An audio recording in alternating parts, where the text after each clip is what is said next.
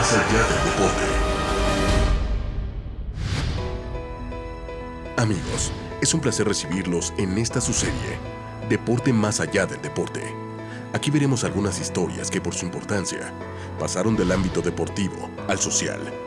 La corrupción y el crimen organizado habían manchado la imagen del béisbol al final de la segunda década del siglo XX y la gente había perdido toda credibilidad en ese deporte, cuando surgió una figura que devolvería a todos la confianza en el juego. El Bambino, el sultán del bate, el califa del trancazo, el marajá del golpe contundente, el rey del golpazo, el inmortal George Herman Rudd Jr., mejor conocido como Babe Ruth. Al terminar la guerra civil, 3 cosas pasaron en Estados Unidos. Los afroamericanos ahora eran libres. El país estaba unido en una sola nación y el béisbol se hacía popular y se practicaba en todos lados. Los Rojos de Cincinnati serían el primer equipo en declararse completamente profesional y para 1868 la Asociación Nacional de Jugadores de Béisbol, NABBP, establecía una categoría profesional para la temporada del año siguiente. El dinero cambiaba la forma en la que se practicaba el deporte y hombres de negocios vieron en ese deporte una forma de obtener ganancias. La NABBP se dividió y de la división surgiría la Liga Nacional de Béisbol. La Liga Nacional hizo énfasis en el concepto de clubs más que en el concepto de los jugadores, y en su reglamento estaba la cláusula de reserva, con la que los equipos tenían la facultad de forzar contratos con los jugadores, evitando que estos se fueran a otros equipos que les pagaran más. Estas cláusulas le permitían mantener los salarios de los jugadores artificialmente bajos y a sus jugadores atados al club de por vida. Los dueños de los equipos tenían todo el poder. La arrogancia y la mezquindad de algunos de ellos los llevó a abusar de los jugadores. En muchas ocasiones les quedaban a deber sus pagas. Antes los dueños de los equipos hacían y deshacían. Era como pasa a lo mejor en el fútbol o en algún otro deporte donde los dueños deciden dónde se va el jugador, le guste o no le guste. Es a raíz de eso que se crea un sindicato. Ese sindicato de beisbolistas es uno de los sindicatos más fuertes de Estados Unidos, con el cual logran que el jugador se le tenga un respeto. Entonces hay un antes y un después. Los dueños antes decidían todo, hoy a través del sindicato sí sigue habiendo cambios, pero ya tiene que haber consentimiento de los jugadores. En 1914, un grupo de empresarios que iniciaron la Liga Federal empezaron por ofrecerles grandes contratos a los mejores jugadores. Incluso prometían la posibilidad de dar la agencia libre a quienes jugaran en su liga. 81 jugadores fueron atraídos a la nueva liga y nuevos estadios se construyeron. Por un tiempo fueron un éxito, pero la liga era una amenaza para los dueños de las grandes ligas, así que denunciaron a la nueva liga como piratas y aumentaron sustancialmente los salarios, advirtiendo a los jugadores que quienes se fueran a la nueva liga entrarían en la lista negra de por vida. Incluso prometieron que subirían periódicamente los salarios a todos los peloteros. El futbolista está ganando muy buen dinero y gana todo el año. El beisbolista gana 6 meses. Y les pagan un soldazo al futbolista, ganan arriba de $1 millón. Un novato te gana, creo, 500,000 pesos ya fácil. Y ahorita los sueldos en ligas mayores creo que es de $1 millón o un poquito antes el novato en liga por la temporada. Pero está bien, poco a poco hay que ir el béisbol para arriba. Algunos jugadores fueron expulsados porque se sospechaba estaban coludidos con apostadores. Pero lo peor vendría en la Serie Mundial de 1919, con los llamados Medias Negras de Chicago. Mira, el caso de Medias Negras fue un caso que cambió la historia del béisbol profesional en Estados Unidos. Sin la intervención del comisionado, de haber podido sacar a todos esos jugadores que apostaron de mala manera para tirar la serie, hubiera sido un problema que hubiera sido como un cáncer para el béisbol, ¿no? Entonces, él tiene una definición de correrlos.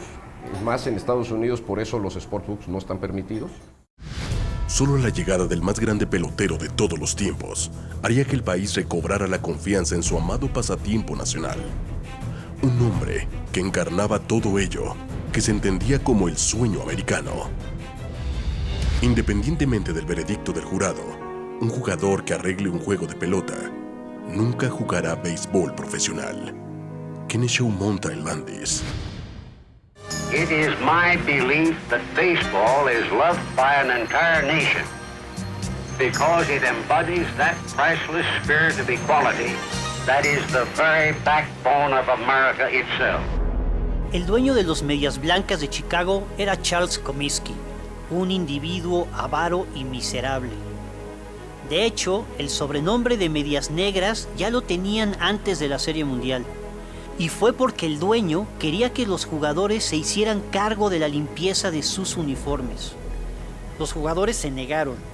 La prensa se dio cuenta de los sucios de los uniformes y les dieron el apodo. El dueño aceptó lavarlos y luego lo descontó de sus pagas. Entonces, los dueños no querían que jugáramos en Estados Unidos, pues tampoco querían pagar aquí. Fue una de las causas que muchos jugadores, entre ellos me cuento también, que me fui a la Liga Pirata, a Sabinas, Coahuila, porque pues, tú tratas de jugar y tener buenas temporadas, como bateador, batear y empujar carreras y de pitcher ganar juegos para cobrar más y no te querían pagar. Los dueños, viendo que los aficionados estaban desilusionados y abandonaban los parques de pelota, buscaron a alguien que pudiera regresar la credibilidad en el juego y llamaron al juez Keneshaw Mountain Landis. Landis pidió autoridad suprema sobre todas las decisiones de la liga y el puesto vitalicio. Los dueños se lo concedieron y lo nombraron comisionado del béisbol de las grandes ligas. El público estaba decepcionado del pasatiempo nacional y dejó de asistir a los estadios. Por suerte, había un joven y robusto lanzador que acababa de ser vendido de los Medias Rojas de Boston a los Yankees de Nueva York, en lo que se considera la peor o la mejor transacción en la historia del deporte estadounidense. Depende de cómo se mire. George Herman Ruth Jr. nació el 6 de febrero de 1895 en la ciudad de Baltimore. De 7 hijos, solo él y una hermana sobrevivieron a la infancia. El reverendo Matías Botlier le enseñó a jugar béisbol y Ruth demostró haber nacido para ese juego. El hermano Matías fue un mentor para el muchacho. En 1914, Ruth era un lanzador formidable, que también solía conectar largos batazos y había captado la atención del equipo local de ligas menores Orioles de Baltimore. Su dueño y entrenador, Jack Dunn, quería firmarlo.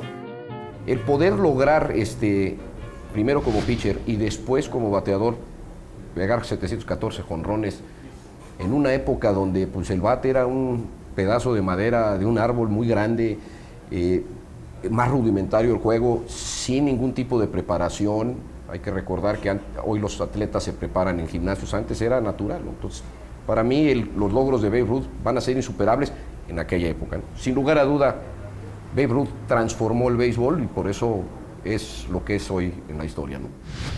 Para poder hacer la operación, los Orioles debieron adoptar legalmente al joven, quien no podía abandonar el reformatorio hasta cumplir los 21 años. Don se convirtió en tutor del joven y muchos bromeaban diciéndole que era su nuevo bebé, de ahí el apodo. Para julio de ese año, Don, que atravesaba problemas económicos, había vendido a Ruth a los Medias Rojas de Boston. En 1916, los Medias Rojas fueron vendidos a un empresario que producía obras de teatro en Broadway, llamado Henry Frécy. Fracasos de taquilla en sus obras en Broadway impulsaron a Frécy a vender a su gran estrella al equipo de los Yankees de Nueva York en 1920. Los Medias Rojas no volverían a ganar una serie mundial hasta 2004. A ese periodo de sequía se le conoció como la maldición del Bambino. Ruth había participado con el equipo en 3 campeonatos y mantenía una marca de 29 2/3 de entradas sin permitir carreras en Serie Mundial, un récord que duró 43 años. El lanzador era cada vez menos usado en la loma y más como jardinero debido al poder con el bate. Tan solo lanzó en 17 partidos esa temporada, pero impulsó el récord de la liga con 29 cuadrangulares. Decidí escoger al mejor bateador para observarlo y estudiarlo. Joe, el descalzo Jackson, era suficientemente bueno para mí. Baby Ruth. Su llegada a Yankees en 1920 fue un gran suceso. El Polo Grounds, estadio que Yankees compartía con los Gigantes, no se daba abasto. La asistencia rebasó 1.200.000 personas esa temporada. El resto de la liga vendió tan solo 1.800.000 entradas. El escándalo de los Medias Negras había desilusionado a la gente, pero el Bambino hacía que regresaran a los estadios. Ruth impuso nuevas marcas, con 54 cuadrangulares, 137 anotadas y 158 impulsadas. Se empezó la construcción de un nuevo estadio para el equipo en el Bronx, el Yankee Stadium, que sería conocido como la casa que Ruth construyó. Ese año, la prohibición del consumo de bebidas alcohólicas había sido impuesta a nivel federal.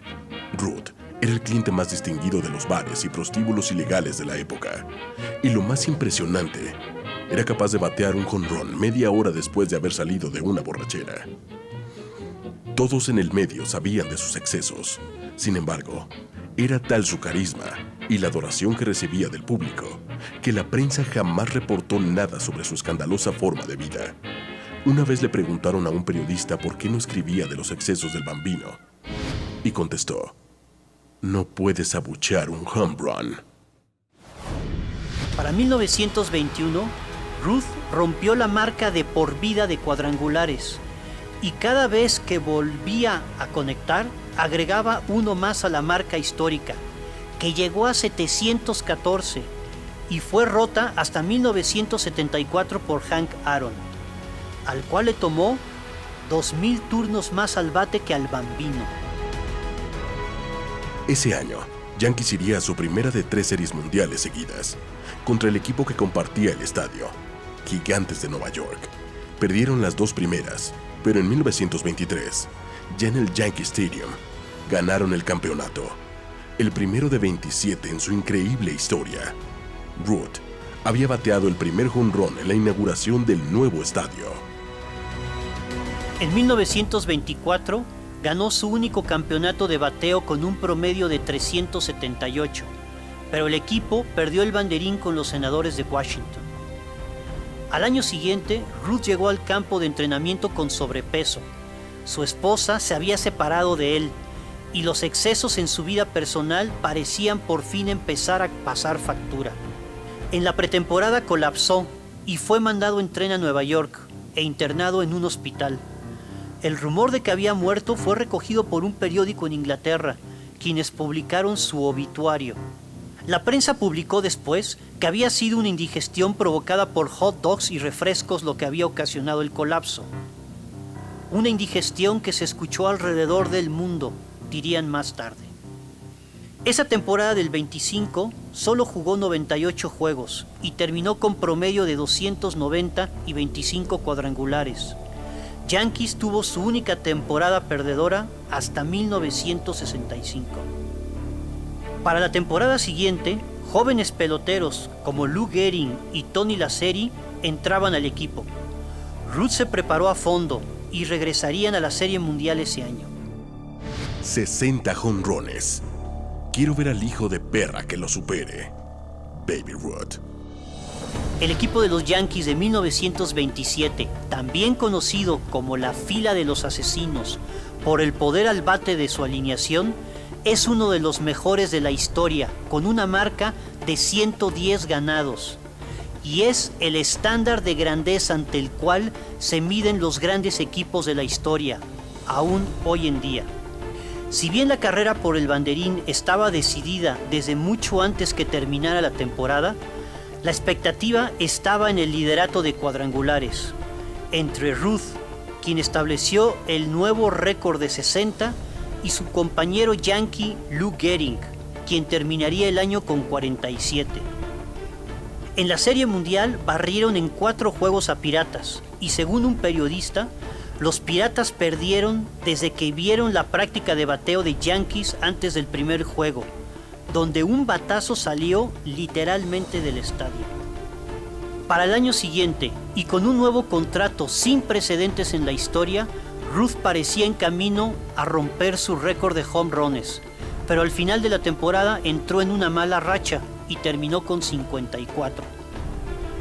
En la Serie Mundial, ante los favoritos Cardenales, los Yankees volvieron a barrer en 4 juegos, y en el último partido, Ruth impuso marca conectando 3 cuadrangulares en el partido y terminó la serie bateando para 625.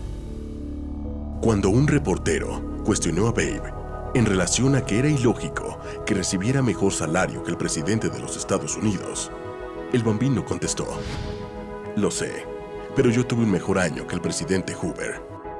Todos los que se enteraron de su respuesta le dieron la razón al pelotero. ¿Cómo bateo jonrones? Hago el swing lo más fuerte que puedo y trato de atravesar la pelota. Mientras más fuerte aprietas el bate, más fuerte harás el swing y más lejos irá la pelota. Yo abanico con todo lo que tengo. Bateo en grande o fallo en grande. Me gusta vivir tan grande como pueda. Baby Ruth. La gran ilusión de Baby Ruth era convertirse en entrenador-jugador de los Yankees, como lo hacía Ty Cobb con el equipo de los Tigres de Detroit.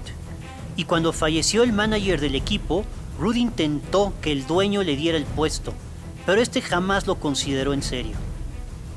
En la temporada de 1932 ganaría su 8ª y última Serie Mundial barriendo a los Cachorros de Chicago, récord que rompería más adelante otro Yankee, Yogi Berra, con 10 anillos de campeón. En uno de los partidos se dice que Babe apuntó hacia el jardín central anunciando por dónde saldría su cuadrangular, aunque esto nunca se comprobó y el mismo jugador no habló sobre eso. Ante la insistencia de Ruth de querer manejar el equipo, el dueño, el coronel Rupert, le ofreció la plaza de manager de un equipo de sucursales.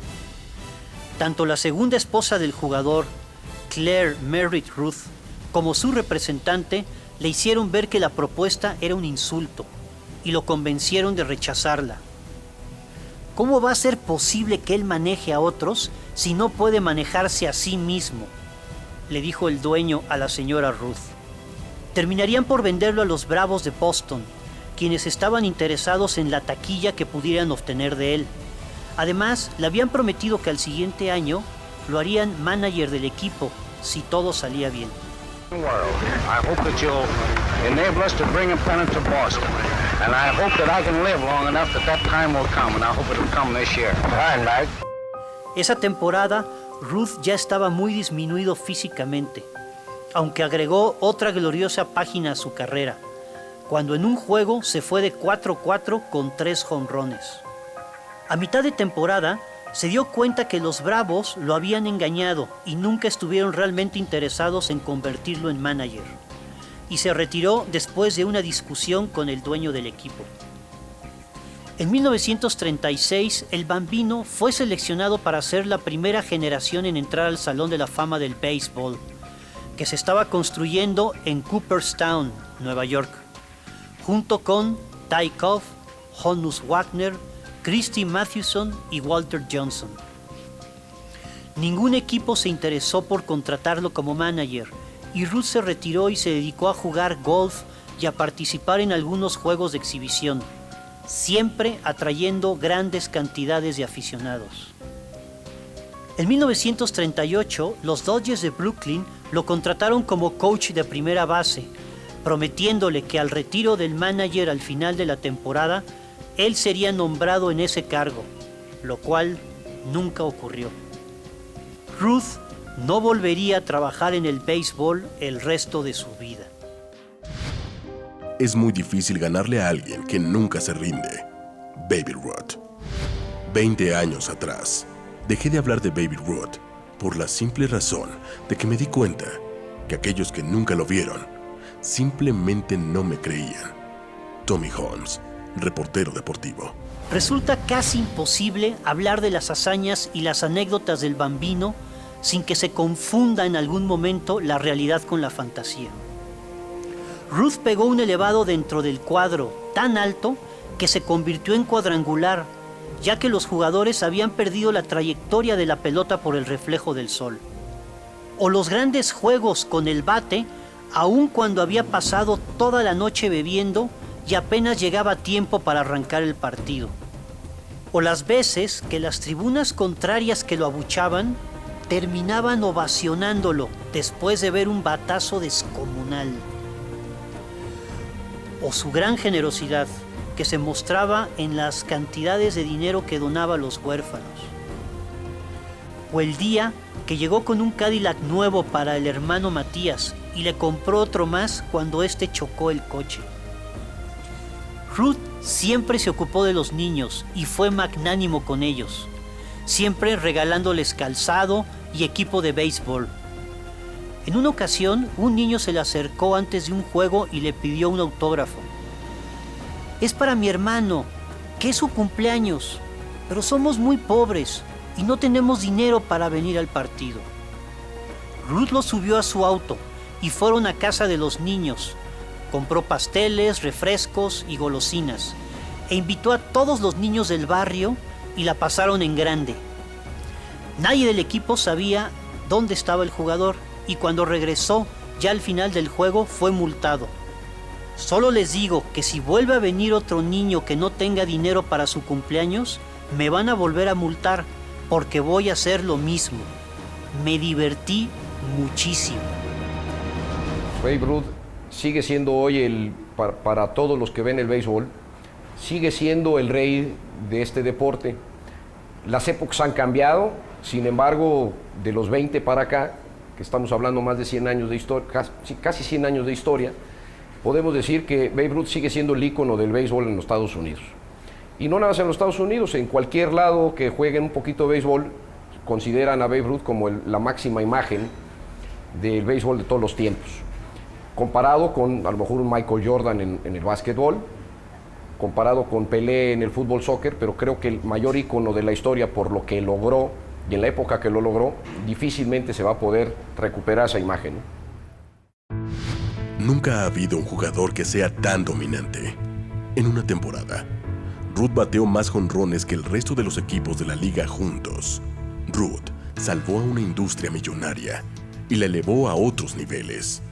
El mundo entero conoció el béisbol gracias al Bambino. Los medios de comunicación crecieron por cubrir sus hazañas y representó lo máximo del sueño americano. Un individuo sin clase ni educación que logró triunfar siendo el mejor por méritos propios.